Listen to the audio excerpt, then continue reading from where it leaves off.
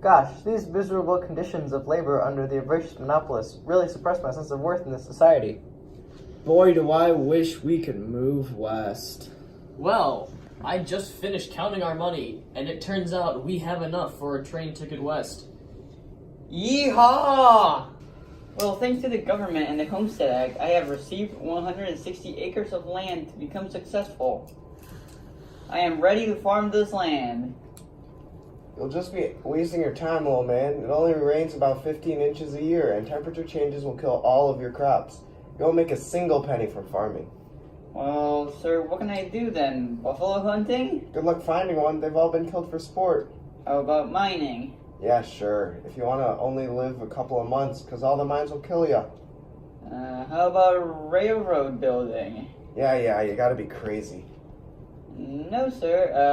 How about having cattle? Your 160 acres will be too little for cattle, and the invention of barbed wire, it won't let your cattle roam to the Great Plains freely. Well, I don't know what I should do. I should have stayed north. Life in the West was nothing like American culture fantasized it. Corrupt railroad companies kept getting more powerful through westward expansion, while paying their workers the bare minimum. And you may ask, what was the government doing about this? Nothing. They kept encouraging it through Supreme Court cases and Congress acts, like the most famous one, the Homestead Act. People would make more drawings and tell stories about how great the West was, and about how much nature it had, and how many opportunities it had, that it was easy for many factory workers who worked 10 plus hours a day in a dark room pressing a button to go to the West and get a good new life.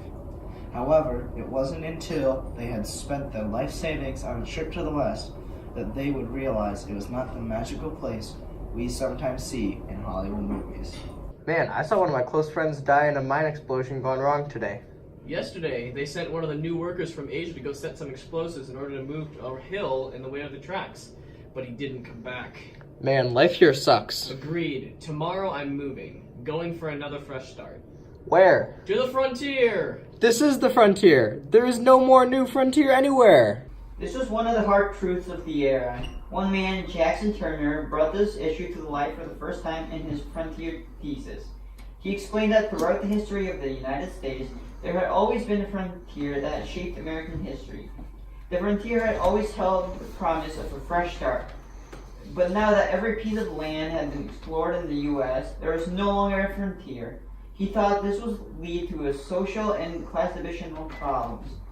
And although it led to some problems, it also allowed the U.S. to settle down and begin industrializing the whole country, building cities, mainly in the north, and overall it was a dramatic change for the nation. Have you ever played Cowboys and Indians, or seen a Hollywood movie that shows cowboys fighting American Indians in the Wild West?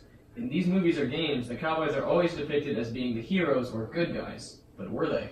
American Indians had been kicked out of their land and killed since colonial times. Never in U.S. history up to that point have they been respected. In colonial times, we pushed them into the Appalachian Mountains, and then Andrew Jackson, with the horrible Trail of Tears, moved them to Oklahoma. Well, this is just another episode of American citizens mistreating innocent tribes. Since there's no more frontier to expand into, the people started to look for land anywhere they could, which led to many encounters with the Native American tribes.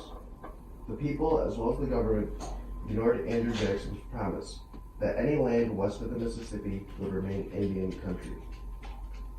One of the most horrifying things was the fact that the people that fought the tribes were not settlers, but the army. The government had sent the army to suppress the tribes, leading to massacres of entire tribes, and any effort by the Indians to stop these wars simply resulted in more fatalities. During the Gilded Age, the U.S. had the idea that they were the best country and culture on earth, and that one should be glad if you could become like the U.S. The solution the U.S. gave the Native Americans after they had been massacred was to assimilate them. America is again flooding with immigrants. With the perfect storm of reasons to immigrate from Europe and come to America, people come in staggering numbers. Population growth was unique in that it was the first time in U.S. history that immigrants were largely non-Protestant. This spurred groups of people to lash back, including nativists and labor unions. The main conflicting groups were the old immigrants and the new immigrants. The older immigrants were relatively skilled and tended to be Protestant, while the newer immigrants were largely unskilled, illiterate, and were used as a source of manual labor. There are also some immigrants who wished to be birds of passage, who came to America to work and returned home with money. The only groups that were explicitly denied entry into the country were Asians and these temporary workers, in the form of Chinese Exclusion Act and contract labor law. Oh man, immigrating to America was a terrible choice. Yeah, living in these ghettos, working for next to nothing, this isn't why I left Europe. I wish I could move to the quickest suburbs, where I could have a house to myself, working for a fair share. Did you see those people living in the settlement houses? Apparently they want to help us by getting social services. Are you talking about those Protestant preachers? I've seen those people around, but the settlement houses are different. They only want to help us by teaching our children and other things. Oh, you immigrants, you've taken all the jobs in the East and most of them in the West. Immigrants faced lots of challenges, but their tribulations also led the way for reform movements and ultimately the progressive movement that would be especially prominent in the early 1900s. The main cause was the idea of social gospel, the belief that Christian values, when applied to social issues, would solve them. The immigrants also caused change in society in general, like the rapid development of cities and skyscrapers. Because this development could not keep up with the immigration, ethnic neighborhoods came into existence where people would live in tenement apartments with thousands of people in one city block. Politics. Many historians argue that this period was the worst stage of U.S. politics in its history. The term Gilded Age refers to the superficial glitter of the new wealth that would often overpower the difficulties and corruption of this time. Nonetheless, this time was particularly bad in U.S. history. It was a time where politics and parties would switch from supporting ethnic groups and Civil War-related issues to an industry and economically based politics. Woohoo! Another win for the Republicans! This is so unfair. All you do is wave a bloody red shirt and win because there's more people in the North. Well, I wasn't the one who started the war. Gosh, these parties must change. Neither the Republican presidents nor any Democratic representative has approved or changed anything in this country. The only thing people want and care about is getting jobs and high ranks simply because they support the party. Stupid.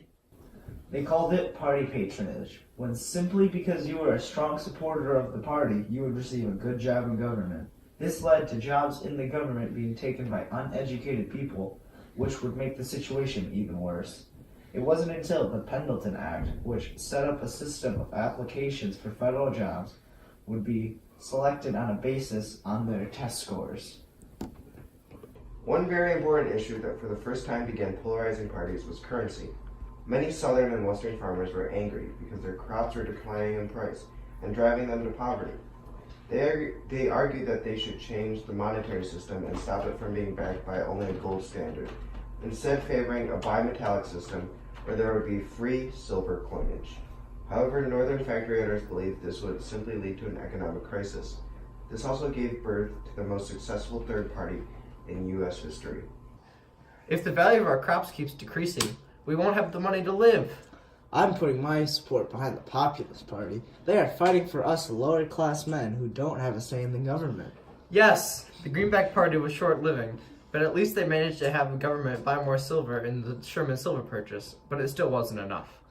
Not only are they fighting for our monetary problems, they also fight for direct election of senators. And graduated income taxes.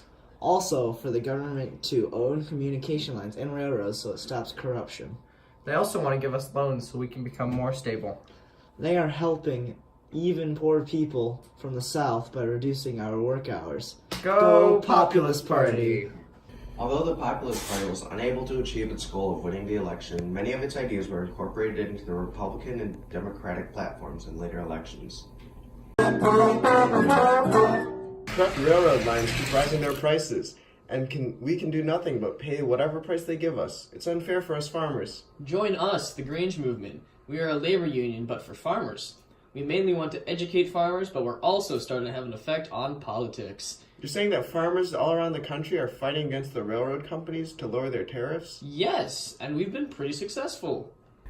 The Courage National Movement was the first successful national farmers' alliance, which helped them fight corrupt railroad companies. They had successfully been able to regulate state businesses due to the Supreme Court ruling in One versus Illinois. But during Wabash versus Illinois, another Supreme Court cases that said that states could not hold interstate commerce, it nullified the Courage achievements. This shows that during the Gilded Age, the government was ruled by big business. Aren't you excited? Bryant and the Democrats are going to change the country. He's fighting for God and all of us. I can't disagree more. Come on, let's go vote for the Democrats, so Bryant puts more money in everybody's pockets. Well, you see, there is a problem with that. I don't understand. Are you not voting for Bryant? All of our factory managers have told us that if we vote for Bryant, we shouldn't go to work tomorrow, because he will ruin all big businesses. I understand you farmers are struggling, but I need to be paid. I need to put food on a plate for my family. Sorry, but my vote is for McKinley. This is one of the horrible realities about this time period. The big businesses which supported the Republican Party had so much money and power, they pretty much bought out the election. They threatened everyone that if they voted for the Democrat candidate Bryant, they would lose their jobs. This led to the Republican candidate winning this election.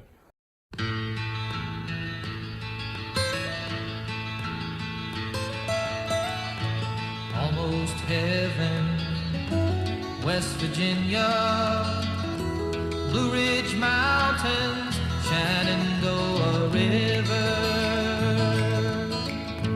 Life is old.